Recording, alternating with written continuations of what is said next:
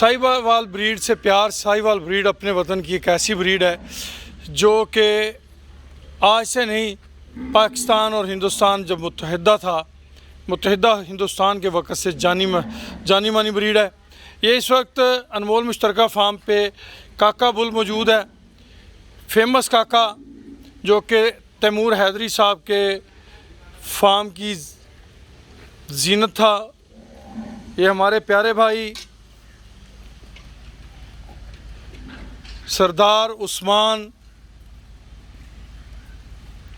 साहब की जानब से यहाँ रहीम यार ख़ान आया हुआ है। उस्मान भाई की मोहब्बतें हैं। हमने आधी आवाज़ से उन्हें कहा जी हमें काका बुल चाहिए, तो उन्होंने काका बुल जो है वो फ़ौरी तौर पे रहीम यार ख़ान रवाना कर दिया। अल्लाह पाक उस्मान भाई को अजर अज़ीम अता फ़रमाए।